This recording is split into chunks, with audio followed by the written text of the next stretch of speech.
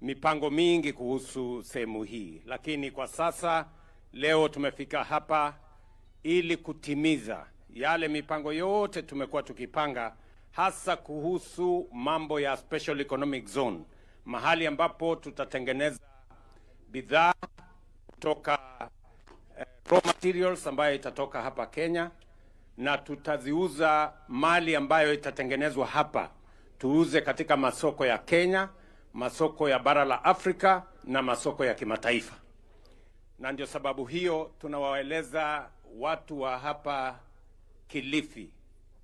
Hapa tuko na waegezaji, banki ya Afreximbank, watu wa Vipingo Special Economic Zone.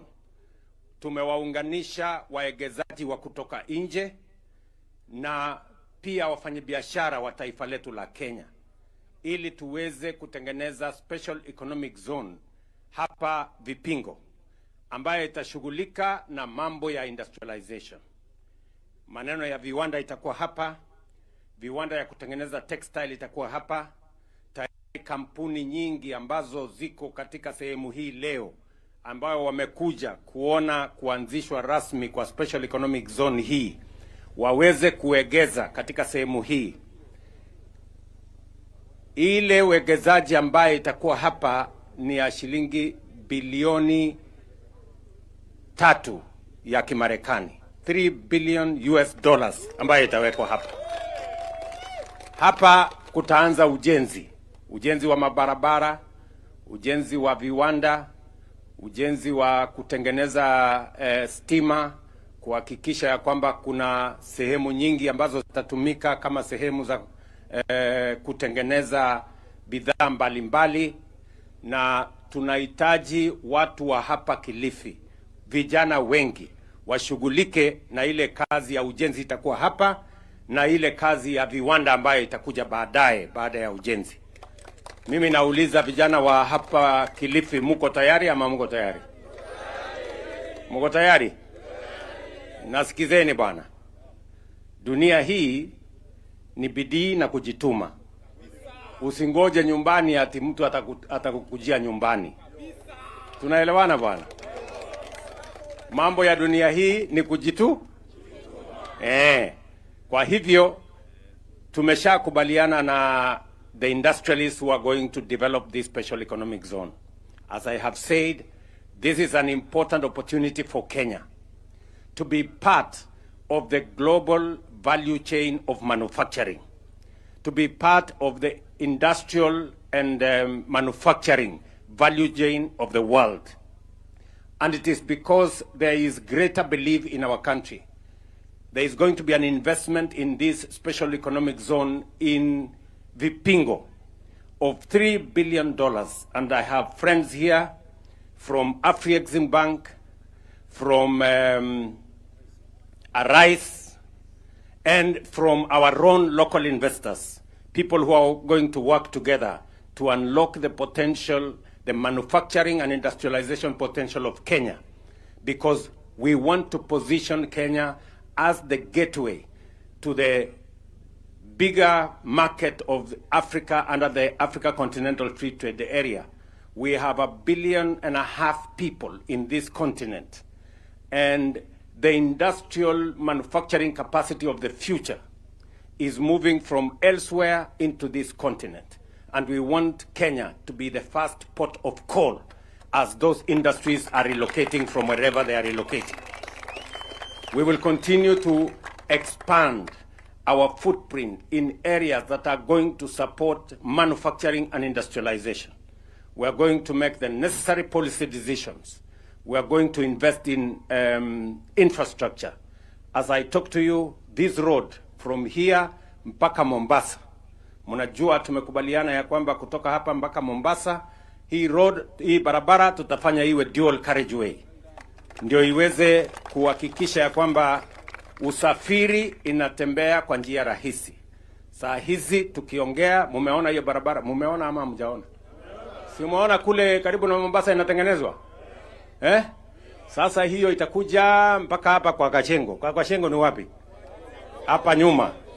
Bas, ikifika hapo nitafanya mpango ingine. Nisukume mpaka hivi mpaka ifike hapa. Tunaelewana bwana? Jambo la pili ni kutengeneza umeme. Tayari tumekubaliana na wizara ambayo ya kawi, tumekubaliana hapa Mombasa. We need to do an extra 1,000 megawatts using LPG, or is it NLG, to make sure that we have sufficient power to drive our industrialization. We as Kenyans must know our 2,300 megawatts cannot drive any meaningful industrialization.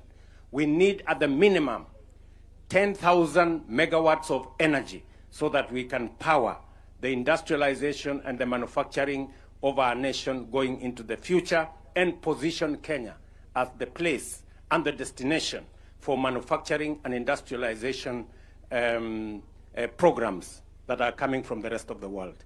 So I just want to assure the investors who are here that government of Kenya is making policy decisions, whether it is fiscal, whether it is in the area of infrastructure, whether it is in the area of making sure that our special economic zones have the least bureaucracy, so that we can create a better hub of industrialization and manufacturing in Kenya.